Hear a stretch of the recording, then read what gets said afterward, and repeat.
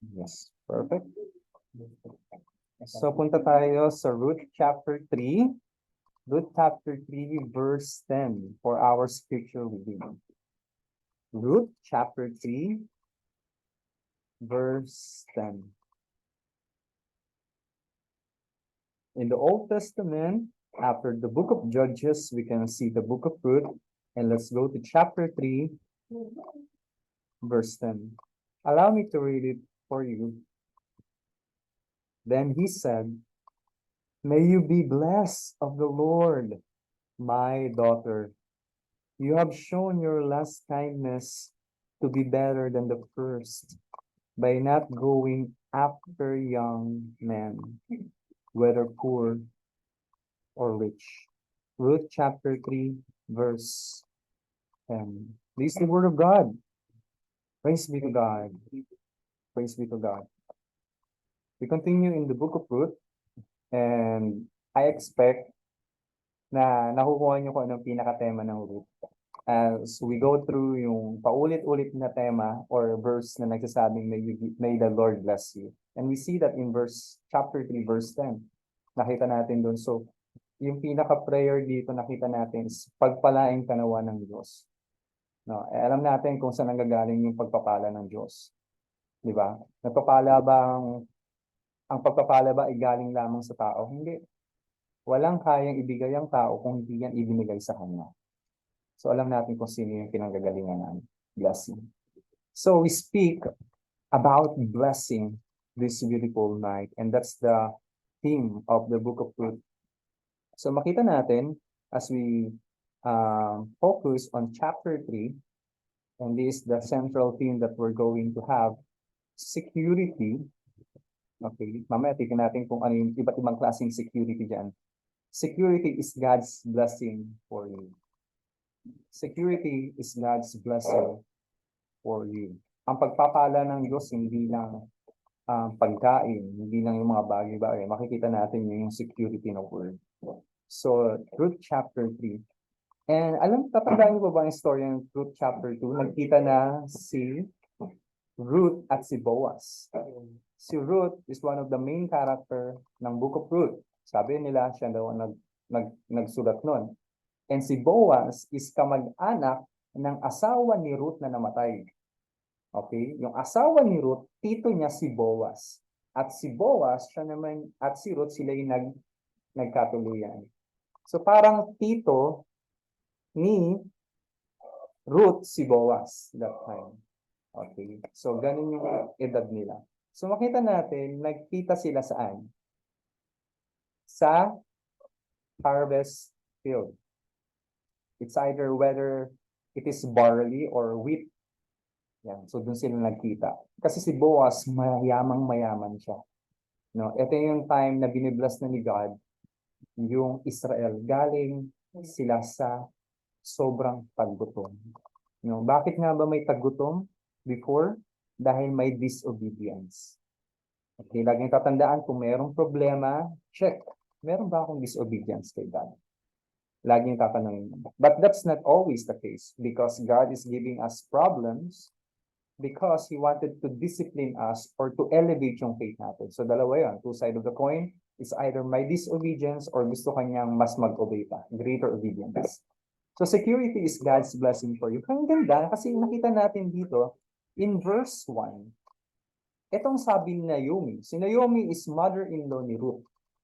Okay? Si Naomi, may anak siyang si Mahlon tsaka si Chilion.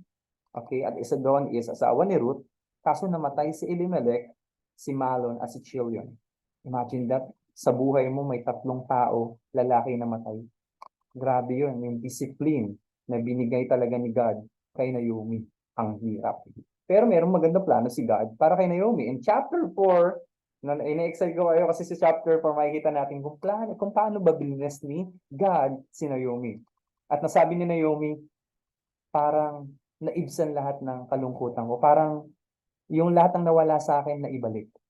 Imagine that, paano yun? At tatlong mahal ko sa buhay, parang dumating lang isang bagay na ito. Naibsan lahat ng kalungkutan ko. Chapter 4, mag-uusapan natin.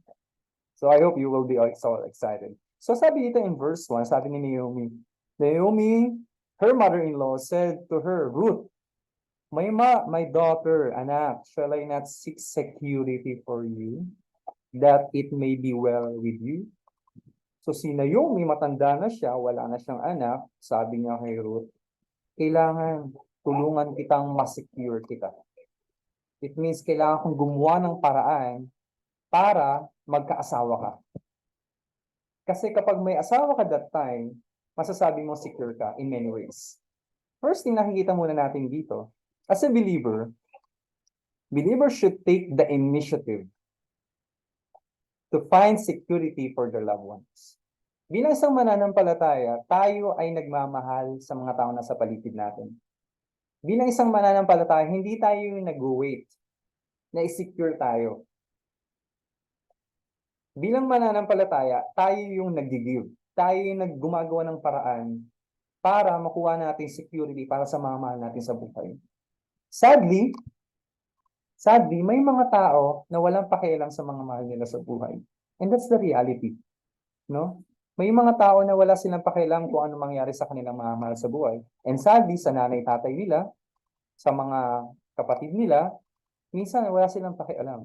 And that's the reality. We are not sharing on the negative, but that's the reality. So may mga tao din, kahit Kristiyano, hindi nila iniisip yung kapakanan ng mga mahal nila sa buhay. Makita natin na kabaliktaran. Si Naomi, after niyang ma-realize na dinidisiplina siya ni God, nagkaroon siya ng heart na renewed. Hindi. Kahit wala na yung asawa ko, kahit wala na yung dalawa kong anak, it doesn't mean na mawawala na ako ng pakialam sa mga tao. Kahit na hurting siya, hindi siya nagpapabaya sa mga tao. Ikaw, ngayon may mga problems sa buhay mo, feeling mo parang ang dami mong problema. Nababawasan ba yung pakialam mo sa mga tao, yung pagmamahal sa mga tao, or mas lalo ka nagiging mapagmahal? Kapag isang tao, yung natural and carnal man, kapag may mga problema sila, lalo sila nagiging bitter. Lalo sila nagiging apathetic, walang pakialam sa tao. Pero ang isang spiritual man, yung talagang mayroong relationship kay God at talagang may takot sa Diyos, kahit na may problema sila ay nagiging better sa pagmamahal. Naomi, she is getting better in loving people. Kahit na namamatay na ang kanyang asawa, 2 anak niya namatay. Sabi niya, parang nawalan ako. Parang nawala ang lahat sa akin. Tanong ko sa iyo, ikaw ba ay nagiging better or bitter sa pagmamahal? Kahit na ngayon ay may problema ko, may challenge sa buhay mo. This is just a question, personal reflection sa atin. No?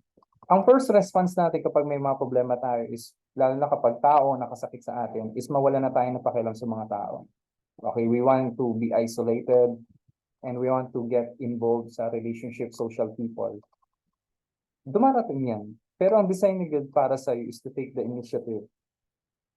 No, magmamahal pa rin ako sa mga taong nakapaligid sa akin, even sa mga taong mahal ko sa buhay. Okay? As a human being, as a believer of God, Jesus Christ, kahit na makasalanan ang mga tao, patuloy siya nagmahal sa kanila. He died on the cross for you and me. It's a challenge because our situation right now in our generation, people seems self-centered. You know, it's more on me. It's more on how I look. It's more how I have and less of giving. No, mga kapatid. And the survey will tell us na yung mga good Samaritan na mga social test is talagang nagle-less. So tayo ang nagtitake ng initiative to find security sa ating mga mahal sa buhay. Patuloy tayo nagmamahal kahit na nasasaktan tayo. Okay? So ano ba yung mga security, no, na kailangan nating ibigay sa ating mga mahal sa buhay? So these are the list. These are the kind of security we need personally sa atin and also sa mga taong mahal natin at sa mga taong nakapaligid sa atin. The first one is financial security. Tama? So dapat secure yung family yung financially. Pangalawa, safety. Dapat ligtas sila sa lahat ng harm and danger. Health security. Okay? So given, dapat secure mo yung food, Okay? Hindi lang food na junk food, but healthy food, gulay, talagang alam mo dapat yan because you want the best for your family. Diba? You want to secure them in the aspect of health. And also, relationship security, it means, ano ibig sabihin ng relationship security? Okay yung connection niyo sa bawat isa at inaalagaan mo din yung mga tao sa mga relationship na meron sila. Sa kanilang career, sa mga kanilang mga katrabaho, sa kanilang mga friends. Siyempre, tinitignan mo kung safe ba yung friends nila, yung mga ka-workmates nila, yung mga tao sa paligid nila, ano ang trato nila sa mahal mo sa buhay. So, dapat sinisecure din natin yun, no? And panglima, the most important is spiritual security. Spiritual security in a sense, dapat nakakilala talaga ang mga mahal natin sa buhay sa Panginoong Jesucristo. Financial security, safety, health security, relationship security, they are really important. But those are just temporary. Remember that. But what is most important is the eternal. So you as a believer, dapat talaga ipag-pray mo, pagplanuhan mo, kung paano masishira ng gospel ang iyong mga mahal sa buhay. How can you secure your family spiritually? That's the most important thing. Alam niyo kung bakit namatay si Jesus Christ sa cross? To secure us spiritually. Okay, hindi niya lang pinakain ng ang mga tao before or pinakain ko kayo 5,000 and 7,000 pinakain ko rin ng fish, okay na, akit na ako sa langit. Hindi ganoon eh. Pinagaling niya yung mga lepers, lame, o magaling na kayo bye-bye, akit na ako sa langit. Hindi. They secured or he secured the people spiritually. So, ayun dapat yung pinagpipray natin, pinagpaplanuhan natin, at patuloy natin isinasaisip. Do you want to secure your family spiritually? Hope is in Jesus Christ. No? Minsan kala natin wala nang pag-asa. No? Minsan kala natin, hindi talaga makakatanggap. Pero, what is hope in Christ? Kung hindi natin yung panghahawakan, sila po ay makakilala sa Panginoon. So we know, as a believer, we take the initiative and we know already what kind of security we need to secure. And the next question is, how can I secure that?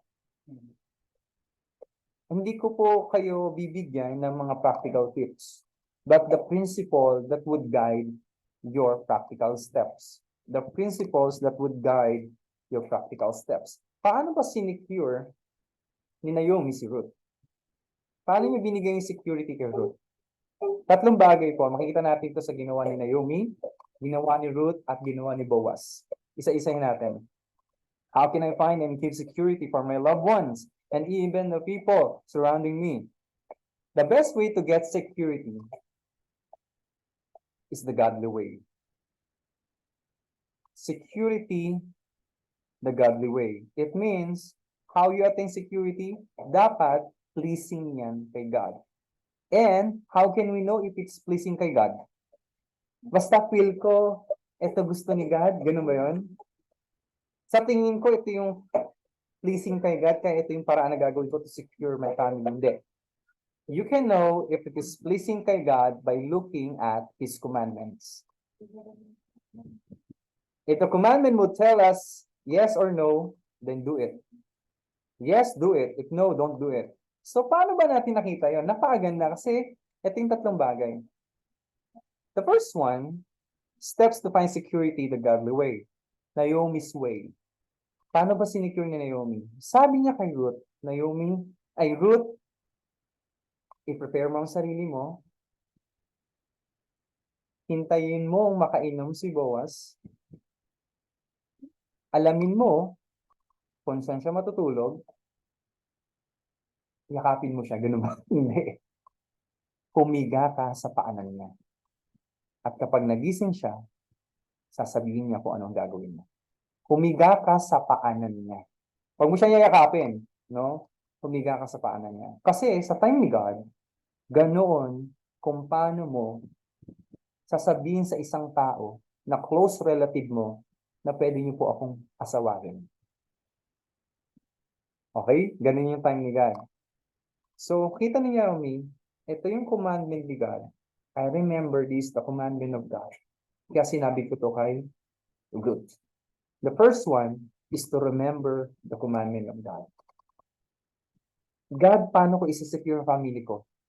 Minsan, iniisip lang natin kung ano yung mga practical tips, practical steps.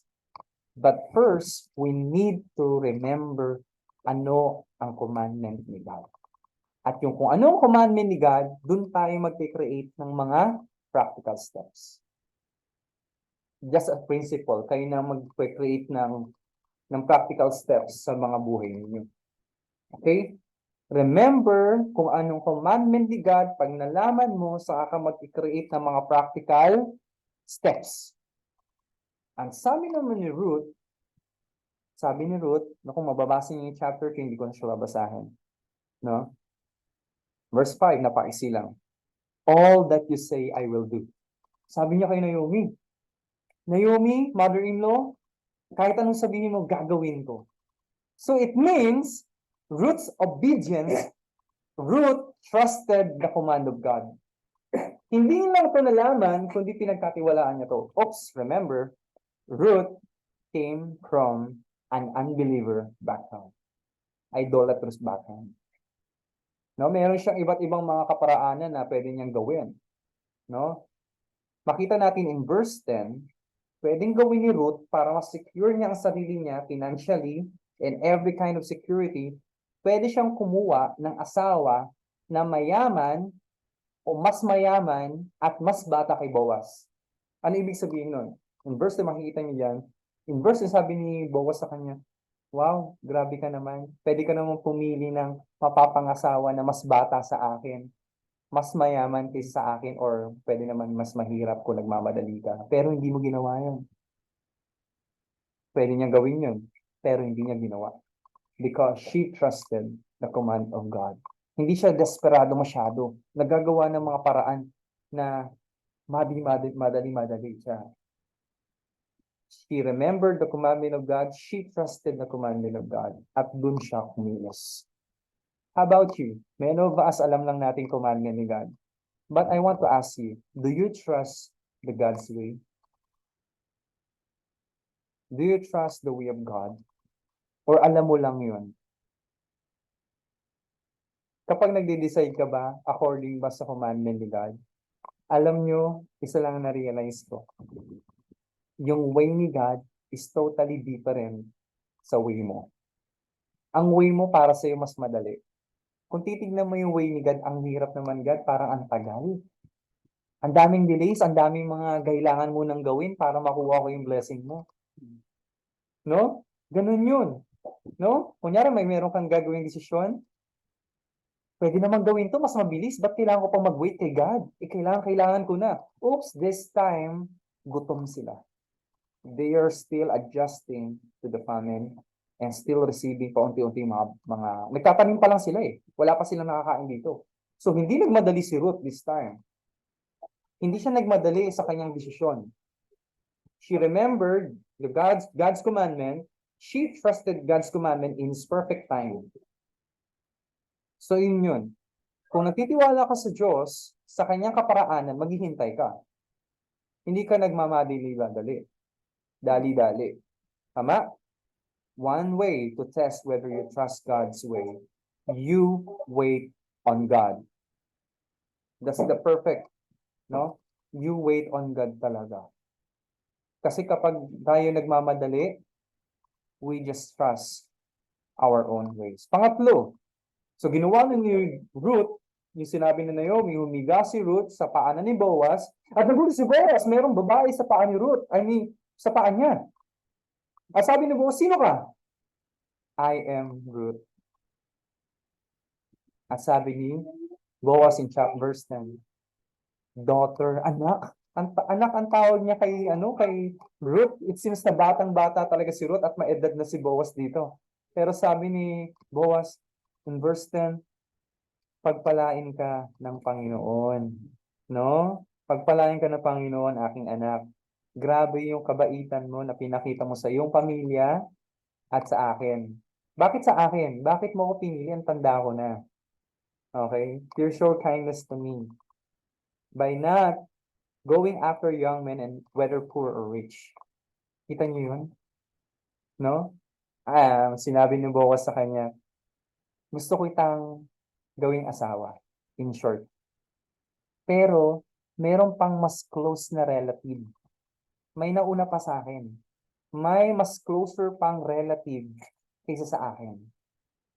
Kung gusto ka niyang kunin bilang asawa, pagpalain ka ng Panginoon. Pero kung hindi ka niya gustong maging asawa, gagawin kitang asawa, kukunin kita.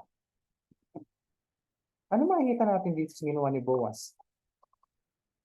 Sinabi niya ba, okay, gawin na kitang asawa, sikretuhin ko na lang, kahit na meron kang mas malapit na relative. Hindi niya ginawa yun. Kundi, sinabi niya, kung gusto kanyang asawahin, pagpalain ka ng Panginoon. Pero kung hindi niya gusto, kukunin kita.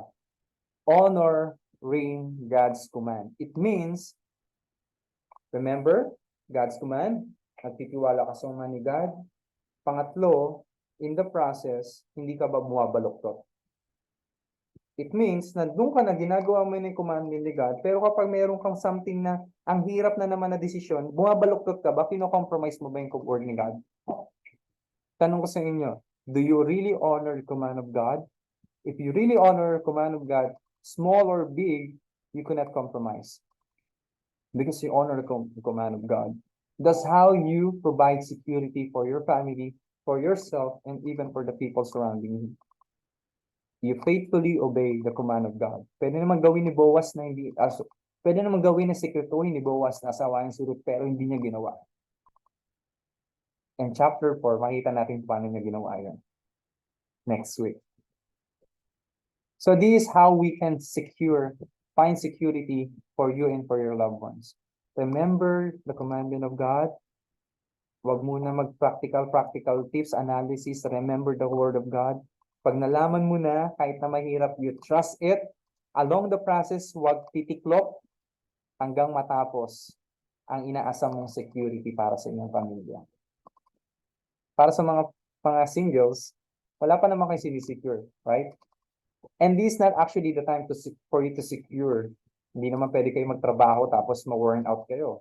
Gusto ng family niyo, mag-aral muna kayo. But one thing that we can do, everyone can do it, is to secure our parents, our loved ones, and the people surround us spiritually. Ayun naman yung wala talagang time limit, wala naman talagang time age na sinusunod. Secure your family spiritually. Share the gospel to your family. Pray for them. No? Huwag tayo masyadong pakasubsob sa trabaho, sa pag-aaral. To the extent we forget the most important thing, the eternal thing, that is to share the gospel, to the word of God to your family, to your friends. That's the most important thing. No, huwag tayong mas-sidetrack. Balik tayo. Ano may kailangan kong gawin? Ano may kailangan kong pagbuhusan ng pananalangin? Ano may kailangan kong pagbuhusan ng plano? Ano may kailangan kong gawin? What is the most important? That is spiritual, mga kapatid. Okay? That's how you find security. Always remember this. Security is God's blessing for you. Ibibigay ni God yung security para sa pamilya mo if you obey Him. That's conditional actually. If you obey God. What if, Robert, I don't obey God? We see the example of Naomi. She lost everything. But by the mercy of God, she received greater than what she had before. Yun nga, yung chapter 4. Greater than what she had before. Tingnan natin yung sa chapter 4. Medyo, ihuhook ko lang kayo sa next episode. No? Mahilig sa next episode. Episode 4 tayo next week. This is the word of God. Praise be to God. Tayo po ay tapos na sa ating preaching of God's word. Stop na po natin to sa recording. Yes.